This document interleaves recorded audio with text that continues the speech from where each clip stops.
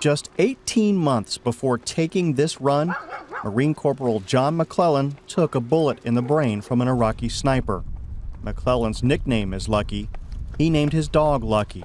To his mother, he's my miracle Marine. When I answered the Connie phone, McCellan recalls the phone call bringing bad news Mrs. in the middle of a September night in Yes. 2006. This is Sergeant Hickam. I'm calling from Balad Hospital in Iraq. Yes. I regret to inform you that your son has been injured. And just an hour later, the doctor called. What he said was, if he survives brain swelling, which is their first immediate concern, he will not be the same and he will probably be a vegetable. And that was the call. I went right in front of my left ear and out the back. In that area, it traverses the skull base. It traverses where the external carotid artery courses up, that's this bigger artery, through the skull base and then enters into the cranial cavity, into the cranial vault. I missed my carotid artery by less than, they said 2 sheets of paper, which I don't know how you measure that, but it's got to be pretty close. A few millimeters difference, and he might not have made it. It wasn't the first time John had been shot. He had been hit twice while deployed to Afghanistan in 2005. The bullet went in right here and out right there. That was just 5 days after. And from the first shot, it just went in and stuck right here in my wrist. I got the nickname Lucky, and it kind of just stuck. Those wounds were minor, but this time, a devastating shot. Doctors say it would have killed 99 out of 100 people. Connie got on the internet and sent emails to a prayer network of about 80 people that she'd organized while John had been deployed to Afghanistan. Told them what happened and that at this point what we needed was a miracle from God. The word spread in Colombia. The next evening, there was a prayer vigil on the McClellan's front lawn, reported by local TV news. Flickering candles filled the night with sadness, fear, and hope. And then there was another call from Balad. And the doctor's like, I don't know if I misread this report or what, but, he's really doing well. And so right there, I felt like we had a tremendous intervention. The doctors in Iraq had performed brilliantly. They had removed bone fragments and managed to alleviate potential brain pressure buildup. Dr. Rocco Armanda treated John at the National Naval Medical Center in Bethesda, Maryland. John's survival, given his level of function compared to his first presentation, is quite dramatic. His first presentation was such that it was dealing more with, is he going to live or die, not necessarily what the ability to function would be. John still doesn't remember the day of the shooting.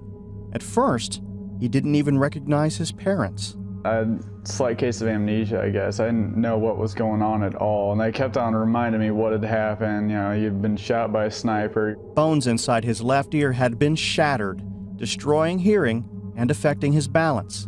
He couldn't control the left side of his body, and he could only sit up with difficulty. Doctors predicted it would take 2 years to gauge John's recovery.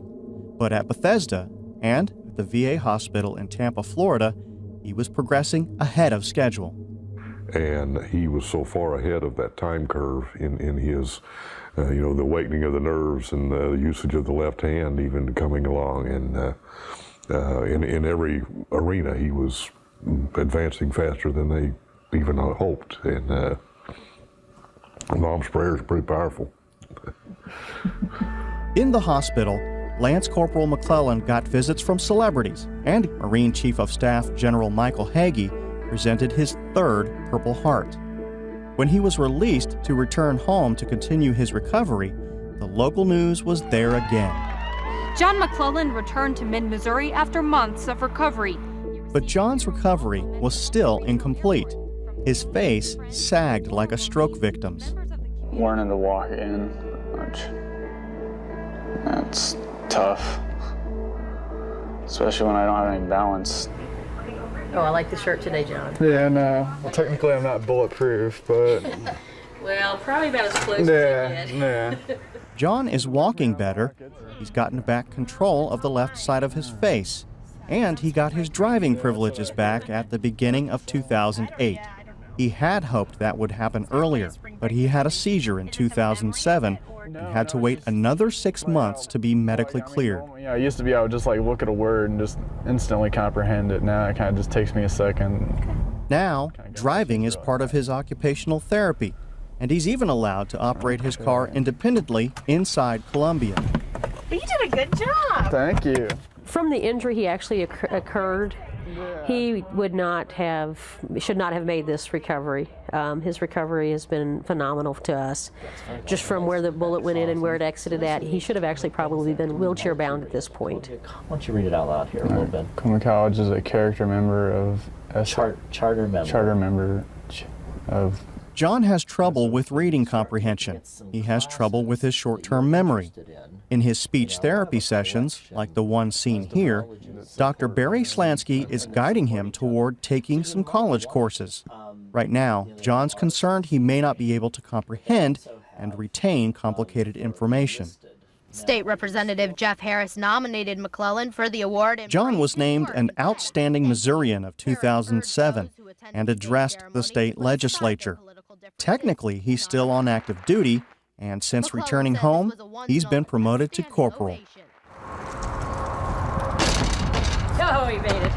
His mission, like all warriors in recovery, is to recover. To John, that seems to mean keep active. Here, he joins high school friend Stephen Campbell for a game of disc golf. It's like regular golf, except it's played with frisbee-like discs for golf balls and chain-link baskets for holes. Yeah. One thing the Marines drove into me was physical fitness, and so I'm starting to get back into the running and lifting stage, which is awesome. Not bad for a Marine who wasn't supposed to be able to do very much ever if he lived. A local health club gave him a free membership when he came home, and he lifts daily. There are still plenty of challenges and hurdles left for John McClellan, but he's alive and functioning in the community. He feels lucky. He's got a tattoo to prove it, and he's got Lucky. The dog, that is. Lucky, come on. Connie McClellan is convinced John's recovery is the result not of luck, but of miracles. She wrote a book about it.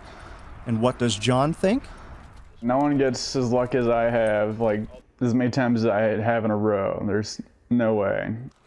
How about his neurologist? His mom flat out thinks there are miracles in there.